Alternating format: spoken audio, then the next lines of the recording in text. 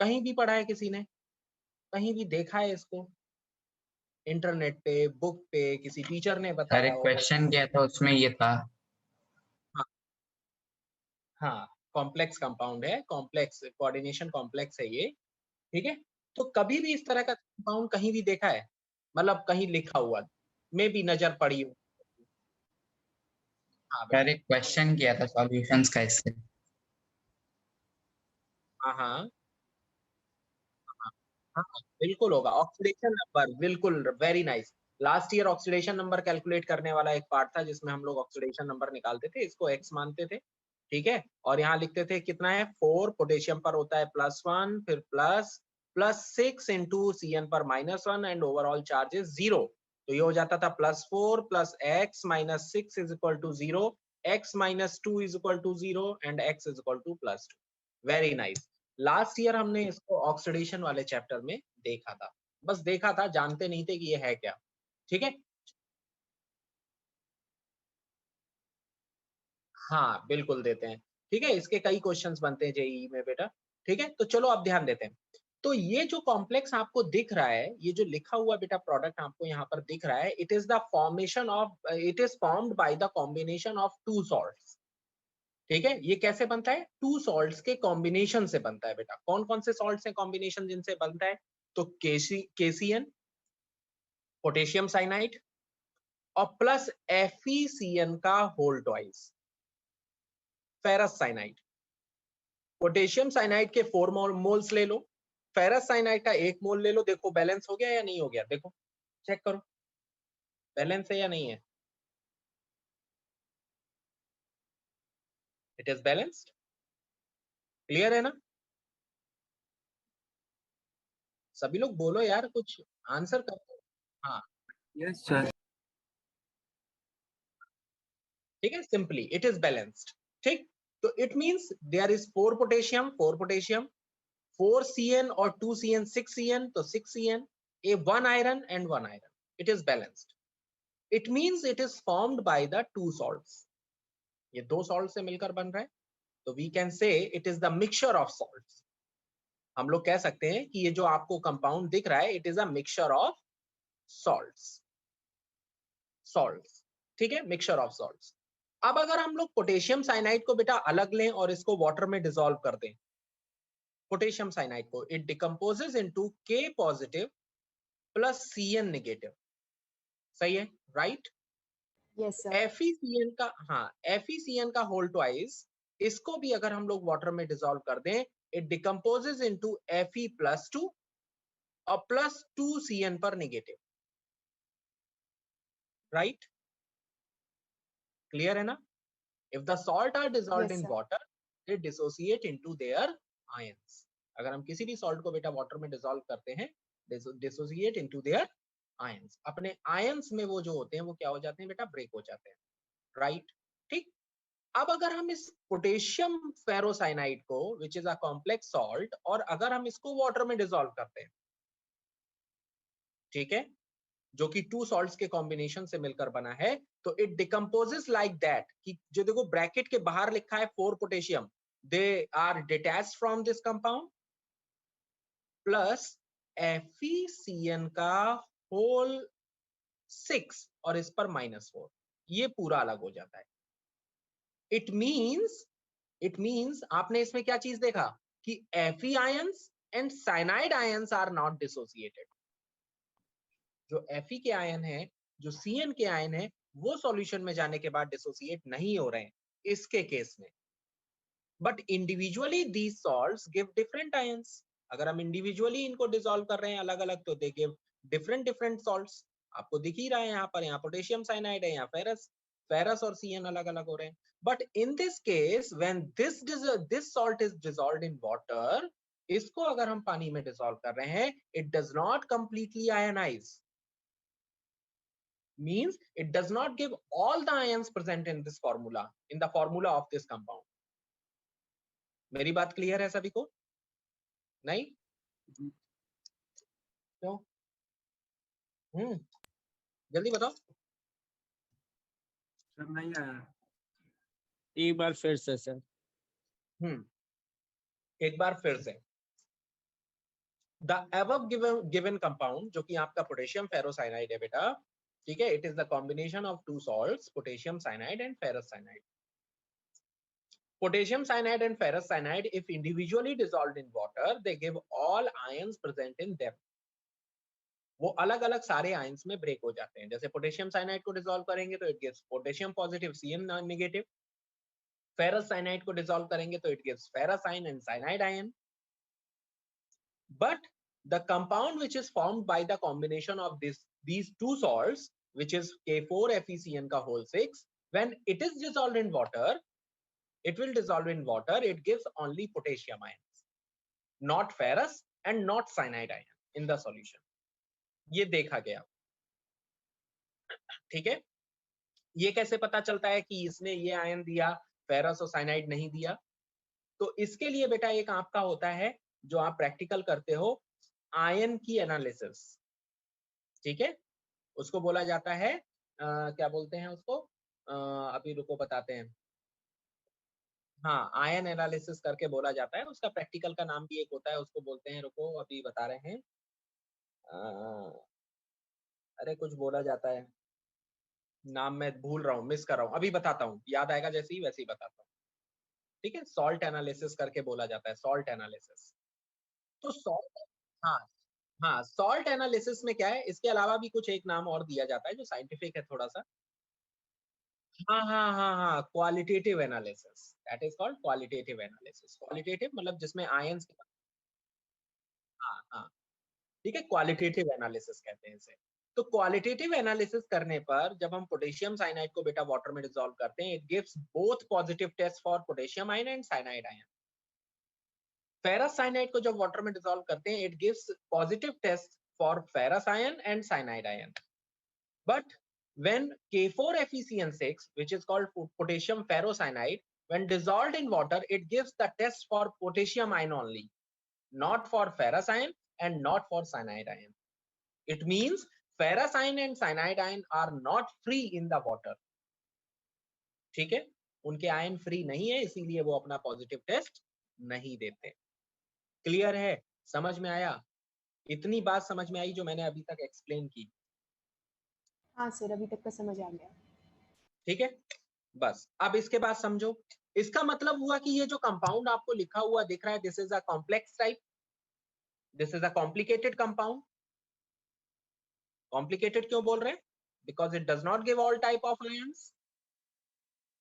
Complicated है, कुछ कुछ तो कॉम्प्लिकेशंस हैं इसके साथ, तो therefore this is called complex compound. इसीलिए इसको क्या बोला जाता है बेटा? Complex compound. ठीक है, क्या बोलते हैं? Complex compound. The coordination compound are also known as complex compound because it does not give all type of ions in their solution. इसको कॉम्प्लेक्स कंपाउंड भी बोला जाता है क्योंकि बेटा ये सारे टाइप के आयन सॉल्यूशन में नहीं देता है. Therefore this is also known as complex compound. ठीक, डन. नाउ अब अगर हम बात करें बेटा, तो ये हो गया हमारा कॉम्प्लेक्स कंपाउंड. इसको कोऑर्डिनेशन कंपाउंड क्यों कहते हैं? Why it is called coordination compound? तो कोऑर्डिनेशन कंपाउंड इसलिए बोलते हैं क्योंकि इसमें ये जो CN आपको जुड़े हुए दिख रहे हैं बेटा, ये जो CN जुड़े हुए यहाँ पर दिख रहे हैं, वो कोऑर्डिनेट बॉन्ड बनाते हैं सेंट्रल मेटल के साथ. कैसा बॉन्ड बनाते हैं? Coordinate bond. कोऑर्डिनेट बॉन्ड सभी लोग जानते होंगे कैसा दिखाते हैं, कैसे दिखाते हैं बेटा? एरो की हेल्प से. एरो का हेड जो होता है वो उसकी तरफ होता है जिधर लोन पेयर दिया जा रहा है. ठीक, और ये लोन पेयर किसको दे रहा है? मेटल को. कौन दे रहा है बेटा? CN. CN किसको दे रहा है बेटा? Fe को, कोऑर्डिनेट बॉन्ड के थ्रू. तो जो इलेक्ट्रॉन ले रहा है दैट इज कॉल्ड मेटल, क्योंकि ये सेंटर में प्रेजेंट होता है, therefore this is called central metal. और जो आपका आयन जो इलेक्ट्रॉन दे रहा है बेटा, ये जो इलेक्ट्रॉन बेटा जो कि सेंट्रल मेटल को कोऑर्डिनेट बॉन्ड के थ्रू इलेक्ट्रॉन दे रहा है, दिस इज कॉल्ड लिगैंड. क्या बोला जाता है इसको? लिगैंड करके कहा जाता है. ठीक, ligand. So those compounds in which the central metal atom is directly attached with ligands by a coordinate bond.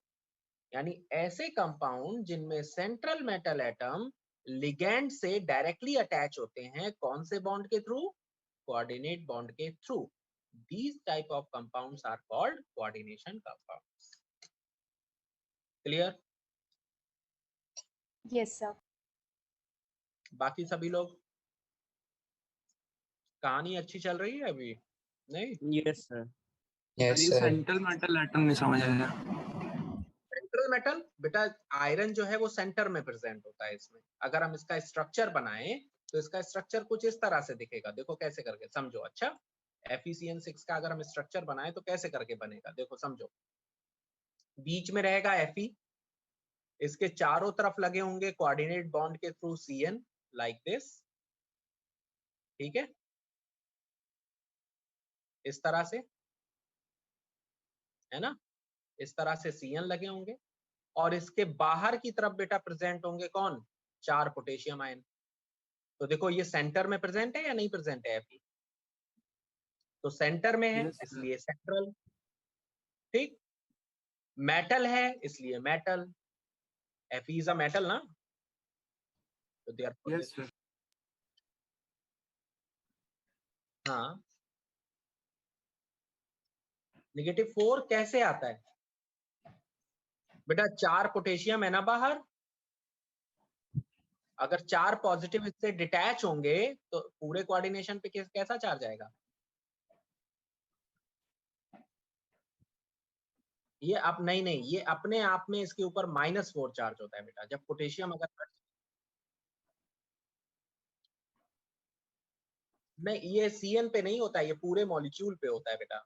जब भी किसी पे चार्ज होता है, जैसे SO4 पे -2 अगर लिखा है, SO4 पे -2, it means this -2 is on the whole molecule,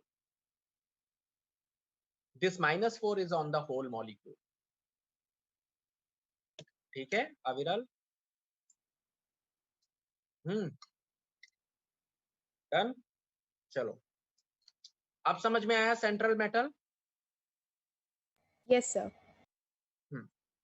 तो बेटा ये आपका कोऑर्डिनेशन कॉम्प्लेक्स होता है। कोऑर्डिनेशन कंपाउंड को कॉम्प्लेक्स कंपाउंड को कोऑर्डिनेशन कंपाउंड क्यों कहते हैं? क्योंकि इसमें सेंट्रल मेटल एटम अटैच होता है लिगेंड्स के साथ directly with coordinate bond. And complex compound क्यों कहते हैं बेटा? Why it is called complex compound? It is called complex Because compound it does not give all the type of ion in a solution. present in the formula of this compound. Clear? ठीक है, तो ये कहानी हमारी है बेटा coordination compounds की, कि कोऑर्डिनेशन कंपाउंड्स और नॉर्मल सॉल्ट्स में इतना फर्क होता है कि जो नॉर्मल सॉल्ट्स होते हैं बेटा वो सारे आयंस देते हैं, जबकि कोऑर्डिनेशन कंपाउंड जो होते हैं वो सारे आयन सॉल्यूशन में नहीं देते हैं, therefore they are also known as complex compounds. ठीक है, चलो अब पढ़ो, देखो डेफिनेशन क्या लिखी हुई है, सभी लोग थोड़ा ध्यान से पढ़ो। डेफिनेशन क्या लिखी हुई है? Coordination compounds are those molecular और एडिशन कंपाउंड। एडिशन इसलिए बोलते हैं क्योंकि दो सॉल्ट के कॉम्बिनेशन से बन रहे हैं, दो सॉल्ट आपस में जुड़ के कंपाउंड बना रहे हैं, therefore these are called addition compounds also, in which the central metal atom और आयन, जो सेंटर में मेटल या एटम या आयन जो है, इज परमानेंटली अटैच्ड। परमानेंटली इसलिए बोलते हैं क्योंकि ये जो मेटल और लिगेंड होते हैं ये बेटा आयोनाइज नहीं होते, ये सॉल्यूशन में जाने के आयोनाइज नहीं होते, therefore it is called permanently attached to the central certain atoms or groups called ligands। यानी ऐसे कंपाउंड जो कि एडिशन कंपाउंड होते हैं जिनमें central metal atom permanently attach रहता है कुछ एटम्स और ग्रुप ऑफ एटम्स से, जिन्हें हम लिगेंड्स कहते हैं। The ligands are capable to donating at least one pair of electron। जो लिगेंड्स होते हैं वो कम से कम एक पेयर ऑफ इलेक्ट्रॉन जो होते हैं वो डोनेट कर सकते हैं सेंट्रल मेटल एटम को, या करते हैं बाई कोऑर्डिनेशन बॉन्ड। कौन से बॉन्ड के थ्रू करते हैं बेटा? कौन सा बॉन्ड उनके बीच में बनता है? Coordination bond, therefore they are called coordination compounds. कहानी सही है? Yes, आगे sir. बढ़ें। Next one is double salt. What is double salt? आपने एलम का फॉर्मूला सभी ने पढ़ा होगा कहीं ना कहीं। क्या होता है? A2SO4 लिखा हुआ भी है यहाँ पर, डॉट Al2SO4 का होल थ्राइस और डॉट 24H2O। इसमें भी दो सॉल्ट हैं, देखो पोटेशियम सल्फेट है, एल्यूमिनियम सल्फेट है।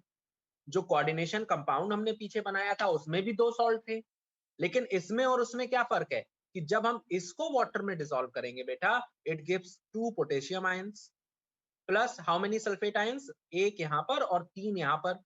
4 sulphate ions. How many aluminium ions? 2 aluminium है तो 2 एल्यूमिनियम आयंस और प्लस 24 वाटर। यानी जितने टाइप के आयंस हैं सबके सब आपको मिल जाएंगे सॉल्यूशन में। ठीक है, तो दिस इज कॉल्ड, इसको क्या बोलेंगे बेटा हम लोग? Double salt. Double salt, double salt, what is the difference between double salt and coordination compound?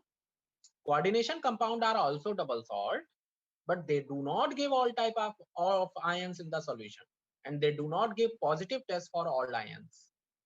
But double salts are those addition or molecular compound which dissociate in their solution and give all type or give positive test for all type of ions. जितने भी ions होंगे सबके लिए positive test देंगे। ठीक है, like this is potash alum, this is Mohr salt. The formula of Mohr salt is ferrous sulfate, ammonium sulfate, 6H2O.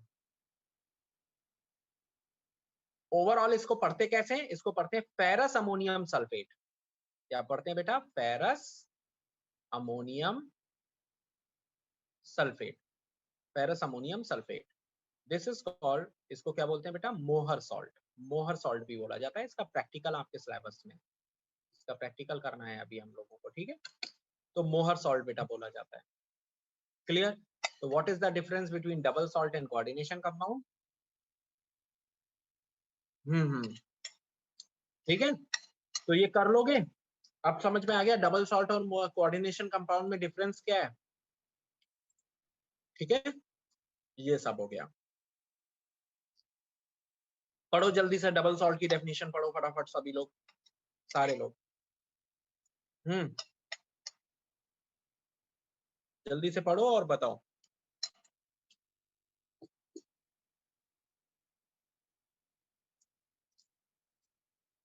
अभी मजा आएगा, ये चैप्टर पढ़ने में बहुत अच्छा चैप्टर है, ये बहुत इंटरेस्टिंग भी है।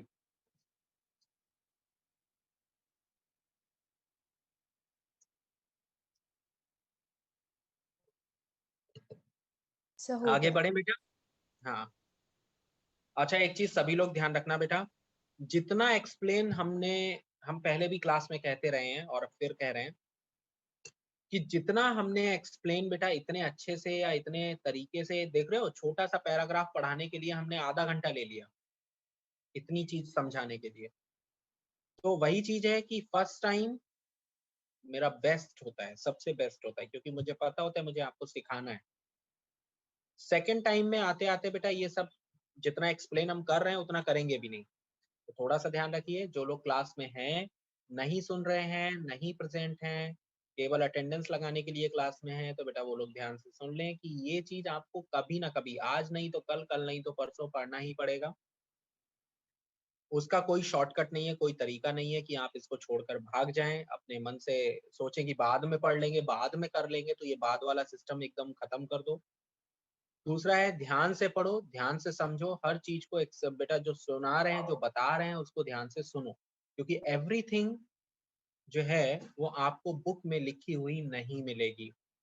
जो जो चीजें मैं बोल दूंगा, जो जो चीजें मैं समझा दूंगा बेटा, वो बुक्स में कभी नहीं मिलती लिखी हुई। कई बार ऐसी चीजें होती हैं जो आप ढूंढते रहोगे, सर ने ये बताया था, ये तो कहीं लिखा हुआ दिख भी नहीं रहा है। तो बेटा ये अपना पर्सनल एक्सपीरियंस की हेल्प से ये सारी चीजें आती हैं। जब आप एक ही सब्जेक्ट को कई कई बार पढ़ते हैं, काफी डीपली पढ़ते हैं, काफी डीपली समझते हैं, तो अपने आप चीजें आनी शुरू हो जाती हैं। आपके आइडियाज खुद ही जनरेट होने शुरू हो जाते हैं कि ऐसा क्यों होता होगा, कैसे होता होगा, ठीक है, क्या रीजन है इसके पीछे। तो बेटा ये सब चीजें हैं कि रेगुलरिटी मेंटेन रखिए सभी लोग क्लास में बेटा। जो नहीं आ रहे हैं उनसे भी कहिए कि वो लोग क्लास रेगुलर करें। जैसे कुछ लोग जो है क्लास में बिल्कुल ही गायब हैं, है ना, तो थोड़ा सा ध्यान जरूरत है कि be present in the class regularly. ठीक है, क्लास एब्सेंट करने का मतलब होता है कि आप अपने आप को पीछे छोड़ते चले जा रहे हैं। ठीक है, ध्यान दो। चलो आज मैं आपको बता दूं, क्लास 11th जो अभी का 12th क्लास है, जो कि आपका बोर्ड एग्जाम देने जा रहा था, मतलब अभी मई में शुरू होने जा रहे थे जिनके बोर्ड एग्जाम्स, पिछले बैच में मुझे 3-4-5 बच्चों पे यकीन था कि ये 90% से ऊपर ले आएंगे। और इस समय ये जो 12th क्लास का बैच है, जो कि पिछला बैच है, उसमें तो मुझे बहुत शक है कि कोई 90% के ऊपर नंबर लेकर आ पाएगा। और रीजन क्या है? केवल वही कि पूरे साल मौज मस्ती से चलता रहा एवरीथिंग, ठीक है, आराम से सब लोग करते रहे, पढ़ते रहे। अब लास्ट टाइम जब सर पे आ गई चीजें तब परेशान है कि सर बता दें कुछ, सर समझा दें कुछ। अब सर उतना थोड़ी एफर्ट्स के साथ समझा पाएंगे या एफर्ट्स के साथ पढ़ा पाएंगे, ठीक है। तो सर तो उतना ही बताएंगे जितना तुम्हें नहीं आता होगा। थोड़ा बहुत नहीं आता होगा, पूरा पूरा चैप्टर बेटा हम फिर नहीं पढ़ाते हैं। हम एक ही बार पूरा चैप्टर पढ़ाते हैं, उसके बाद पूरे चैप्टर को नहीं पढ़ाएंगे। अगर पढ़ाएंगे तो समराइज करेंगे, केवल समरी बताएंगे, ये ऐसे होता है, ये ऐसे होता है, ये ऐसे होता है, खत्म, ठीक है। तो be present in the class, be regular in the class, every time every point बेटा कॉपी पेन लेकर बैठा करो। जहां लगा करे कि सर ने ये कुछ एडिशनल बताया, कुछ समझाया, तुरंत लिख लिया करो, तुरंत समझ लिया करो। नोट्स तो ऑलरेडी रहते ही हैं मेरे तुम्हारे पास, कभी भी ले लो नोट्स, उठा लो वहां से, इंटरनेट से और सबसे, ठीक है। तो ये जरूरी है कि रेगुलरिटी बेटा सभी लोग थोड़ा सा नहीं बेटा, वो हम एडिटेबल नहीं रखते हैं। रीजन है ना, हम हाँ नहीं, हम एडिटेबल नहीं रखते हैं अविरल। रीजन है क्योंकि मैं नहीं चाहता कि बाहर के लोग, जो और भी लोग हैं ना, जो कॉपी पेस्टिंग करें मेरी चीजों को या मेरे तरीके को या जो भी है, इसलिए। हाँ नहीं, वो अलग बात है। चलो वो अलग बात है। तो ऐसा नहीं है कि हर चीज नॉन एडिटेबल है। ओसीआर करके बेटा हर चीज को एडिटेबल किया जा सकता है, ठीक है, ध्यान दो। आगे है नेक्स्ट वन, चलो कोऑर्डिनेशन कंपाउंड बेटा। अब सुन लो सभी, हमने थोड़ा मोरल टॉक कर लिया, अब करते हैं कोऑर्डिनेशन कंपाउंड। कोऑर्डिनेशन कंपाउंड और दोज मॉलिक्यूलर और addition compound which retain their identity in aqueous solution. Retain their identity मतलब वो अपनी आइडेंटिटी देते हैं, जो आयंस उसमें प्रेजेंट है उनकी आइडेंटिटी नहीं देते हैं। And show the property entirely different from the constituent ions, और जो भी उसके अंदर कॉन्स्टिट्यूएंट आयंस होते हैं उनसे उनकी प्रॉपर्टी बिल्कुल डिफरेंट होती है। क्यों? क्योंकि वो आयंस की प्रॉपर्टी शो ही नहीं करते, जितने भी आयंस उसके अंदर है। जैसे पोटेशियम फेरोसाइनाइड में, पोटेशियम फेरोसाइनाइड में पोटेशियम की तो प्रॉपर्टीज दिखती हैं, बट फेरस और साइनाइड आयन की प्रॉपर्टीज नहीं दिखती हैं। The coordination compounds in aqueous solution do not give positive test for all type of ions present in it. जितने भी टाइप के आयंस प्रेजेंट होते हैं उसके अंदर, उनके लिए पॉजिटिव टेस्ट बेटा वो नहीं देते हैं। इसका मतलब it gives potassium positive test for potassium ion, but do not give the positive test for ferrous ion and cyanide ion. It gives the positive test for chloride ion, chloride ion का बेटा positive test आएगा, but it does not give the positive test for chromium ion, ठीक। Coordination sphere, coordination sphere this is called, जो big bracket बेटा लगा हुआ दिख रहा है ये, this is called coordination sphere, ये कोऑर्डिनेशन स्फीयर कहलाता है। इसके अंदर की जी चीजें हैं, जो इसके अंदर लिखे हुए आयंस हैं बेटा, वो आयनाइज नहीं होते। इसके बाहर का पार्ट जो होता है वो केवल आयनाइज होता है। तो क्या होता है? केवल आयोनाइज होता है। क्लियर है सारी चीजें? तो ये बेटा कोऑर्डिनेशन कंपाउंड्स होते हैं। कोऑर्डिनेशन कंपाउंड को आगे बताने से पहले, ठीक है, हाँ, कोऑर्डिनेशन कंपाउंड को बेटा आगे बताने से पहले everyone please switch on your camera, camera switch on कर लो यार। कुछ लोगों का तो पता ही नहीं चल रहा है, ओनली फ्यू स्टूडेंट्स आंसर, केवल आंसर करते हैं बेटा, जिसमें अविरल हो गए, अदिति हो गए, है ना, और आर्यन हो गए, ठीक है। इसके अलावा बाकी और लोगों के आंसर्स मुझे दिखते ही नहीं है, ना कोई कभी बोलता है मीटिंग में, ना कोई बताता है, ना किसी तरह का कुछ पता चलता है, ठीक है, कि कौन सुन रहा है कौन नहीं सुन रहा है। तो बेटा क्लास में केवल रहने से ऐसे कि पता ही ना चले कि कौन क्लास में कौन नहीं है, तो ऐसे कोई फायदा नहीं है। Good आप morning, लोग answer, Vikas sir. Hello good morning ma'am. Good morning, everyone. Good morning ma'am. Good morning, Switch on ma'am. your morning, camera, ma'am. beta. Everyone, you all are very good at this. Switch on your camera, beta. Why you?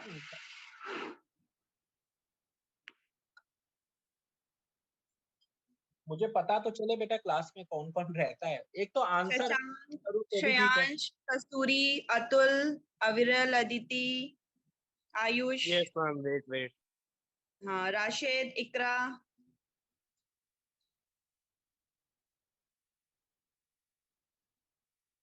Shashank, switch on your camera. मेरे पास तो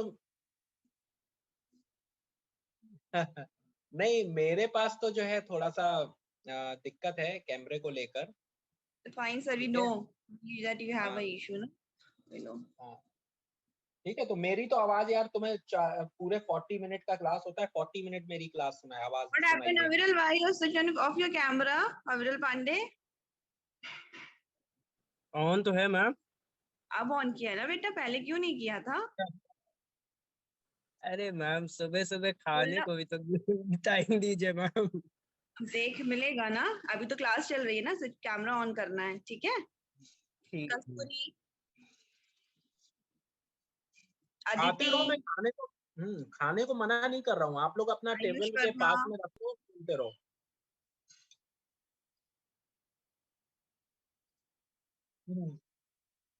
अच्छा। Sir thank you, please continue. Okay ma'am, thank you so much. Now तो बेटा I am going to share the wide screen, क्योंकि मैं अब कुछ coordination के बारे में कुछ चीजें बताना चाह रहा हूँ, the basic terms which are used to explain the coordination compounds. ठीक है, बेसिक टर्म्स क्या क्या होते हैं। फॉर एग्जांपल जैसे हमारे पास है K4FeCN6, जो कि ऑलरेडी बेटा हमने अभी पीछे इसके बारे में काफी कुछ देख लिया। तो how many parts it has, या how many terms we have used in the study of the following compound. ठीक है, कौन कौन से वर्ड्स हम लोग यूज कर रहे हैं, तो देखो ध्यान देना है। The compound, the part which is outside this sphere, ये जो आपका ब्रैकेट लगा हुआ दिख रहा है, बिग ब्रैकेट दिख रहा है बेटा, उसके बाहर का जो पार्ट होता है, this one, this is called ionic sphere. क्या कहते हैं बेटा इसको? This is called ionic sphere which is ionizable. कैसा होता है? Ionizable, ionizable. ठीक है, ionizable. This bracket, this big bracket जो कि आपको बिग ब्रैकेट के फॉर्म में दिख रहा है, this is called coordination sphere. क्या कहते हैं बेटा इसको? Coordination sphere. ठीक, दिस इज कॉल्ड, ये जो पार्ट आपको दिख रहा है, this is called central metal atom. अगर कोई चार्ज नहीं है तो एटम, और अगर कोई चार्ज है इसके ऊपर तो आयन। सेंट्रल मेटल एटम और आयन। ठीक, दिस पार्ट, ये जो आपको लगा हुआ दिख रहा है, दिस इज कॉल्ड लिगैंड। क्या कहते हैं? This is called ligand. इसको लिगैंड कहते हैं, which can donate a pair of electron to the central metal atom. And this number, ये जो आपको नंबर लिखा हुआ दिख रहा है यहाँ पर 6 करके जो लिख रहा है बेटा, this is called coordination number. क्या कहते हैं? This is called coordination number. तो how many parts are there? अगर हम एक कंपाउंड के कई पार्ट्स देखेंगे तो this is called ionic sphere, जो कि आयनाइजेबल होता है। The second part is this, जो कि ब्रैकेट लगा हुआ दिख रहा है, दिस इज कोऑर्डिनेशन स्फीयर, ये कोऑर्डिनेशन स्फीयर है। बीच का जो पार्ट है, जो कि मेटल वाला पार्ट है बेटा, that is called central metal atom और आयन।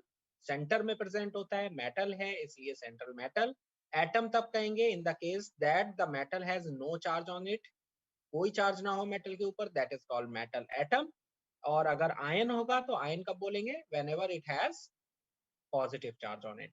ठीक, दिस इज कॉल्ड लिगैंड। ये जो लिगैंड है, जो कि सेंट्रल मेटल एटम से डायरेक्टली अटैच रहता है through the coordination bond, this is called coordination number. इसको कोऑर्डिनेशन नंबर करके बोलते हैं। ठीक है, और इस पूरे कॉम्प्लेक्स को, इस पूरे को यानी इस कंप्लीट कॉम्प्लेक्स को इज कॉल्ड, क्या कहते हैं? Coordination compound. कोऑर्डिनेशन कंपाउंड, और या क्या बोलते हैं? Complex compound, complex compound. ठीक है, तो this is called complex compound also. आप सभी के डेफिनेशंस के बारे में पढ़ लेते हैं। ठीक है, ये छोटे छोटे टर्म्स है बेटा, जिनको हम लोग डिफाइन कर लेते हैं। तो सबसे पहले the first term is ionic sphere. अगर पूछा जाए आपसे what is ionic sphere, the part of the coordination compound which is ionized in aqueous solution and give positive test for it is called ionic sphere. Clear है? यानी वो वाला part किसी coordination compound का जिसको वाटर में dissolve करें अगर हम कोऑर्डिनेशन कंपाउंड को, तो आयनाइज हो जाता हो और अपना पॉजिटिव टेस्ट देता हो, तो that is called ionic sphere. Clear है? सभी को क्लियर है? Yes, sir. Yes Yes, sir. sir. ठीक, second part is coordination sphere. What is coordination sphere? अगर हम डिफाइन करें व्हाट इज कोऑर्डिनेशन स्फीयर, है ना, the big bracket in which central metal atoms are and ligands are present inside which. ठीक है, the big bracket inside which क्या चीज, कौन कौन सी चीजें प्रेजेंट हो? Central metal atom and ligands which are not ionisable is called coordination sphere. यानी दैट पार्ट कोऑर्डिनेशन कंपाउंड का बेटा वो वाला पार्ट जिसके अंदर सेंट्रल मेटल एटम और लिगेंड्स प्रेजेंट रहते हैं, that is called coordination sphere. ठीक है, next what is central metal atom और आयन। ठीक है, what is central metal atom और आयन, यानी दैट मेटल और ion which is present in center and provide vacant orbital to the ligand to donate या to accept the electrons. ठीक है, यानी सेंट्रल किसी कोऑर्डिनेशन कंपाउंड का वो सेंट्रल पार्ट बेटा जो कि लिगेंड से डायरेक्टली अटैच रहता है कोऑर्डिनेशन बॉन्ड के थ्रू और अपने ऑर्बिटल्स प्रोवाइड करता है ताकि लिगेंड उसमें अपने लोन पेयर ऑफ इलेक्ट्रॉन्स को डोनेट कर सके। ठीक है, बहुत सारे ऑर्बिटल्स होते हैं, एसपीडीएफ सुना है ना, एसपीडीएफ ऑर्बिटल्स। हाँ, तो दे प्रोवाइड एसपीडीएफ ऑर्बिटल्स, ठीक है, in which the ligands can donate their lone pair of electrons. हाँ हाँ, Fe का 3d6 होता है 6 और 4s होता है 2। ठीक है, अभी फोर्थ ऑर्बिट स्टार्ट हो गया, फोर्थ में 4p खाली है, 4d खाली है, 4f खाली है, तो there are many orbitals which are free, which are vacant, so it can donate a lone pair of electron in these orbitals also। ठीक है, next one is what is ligand। what is ligand, the atom or group of atom which can donate a lone pair of electron, at least one lone pair of electron to the central metal atom or ion। यानी atom या group of atom जो कि एक loan pair of electron, कम से कम एक loan pair of electron central metal atom और ion को देता हो, दैट इज कॉल्ड लिगैंड। उसको क्या बोलते हैं बेटा, लिगैंड बोलते हैं। What is coordination number, what is coordination number, the number of monodentate ligand. कौन सा वर्ड आया एक नया, मोनोडेंटेट, एक नया कीवर्ड आया मोनोडेंटेट। व्हाट इज मोनोडेंटेट, यानी that ligand which can donate only one loan pair of electron is called monodentate. ऐसा लिगेंड जो केवल एक लोन पेयर ऑफ इलेक्ट्रॉन को देता है, दैट इज कॉल्ड मोनोडेंटेट बेटा। ठीक है, तो what is coordination number, the number of monodentate ligands which are directly attached with the central metal atom is called coordination number of the coordination complex। so what is the coordination number of this complex, 6, because there are 6 ligands which are directly attached with the central metal atom। I think clear है सारी चीजें बेटा, सभी को clear हो गई, कोई ऐसी Yes, डेफिनेशन जो समझ में ना आई हो, जल्दी से पूछो। Sir monodentate. मोनोडेंटेट, देखो denticity is the number of, denticity क्या है, व्हाट इज डेंटिसिटी, तो denticity is the number of lone pair which are donated by a ligand. if the ligand donate only one lone pair of electron, it is called monodentate। when ligand can donate two lone pair of electron, it is called bidentate। it can donate 3 electrons, when it will donate 3 pair of electron, it is called tridentate, tetradentate, pentadentate, और last होता है बेटा hexadentate तक, hexadentate, यानी those ligands which can donate 6 lone pair of electrons are called hexadentate ligands। तो denticity means होता है, what is denticity of the ligand, it is the number of lone pair of electron donated by ligand। ठीक है, clear है, और किसी को कोई डेफिनेशन पूछना है दोबारा से।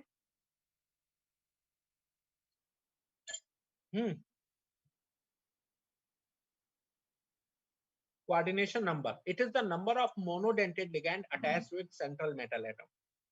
सेंट्रल मेटल एटम से कितने मोनोडेंटेट लिगेंड अटैच है बेटा, बाइडेंटेट और ट्राइडेंटेट की बात नहीं हो रही है अभी, उसकी बात बाद में करेंगे, अभी वो भी आएगा।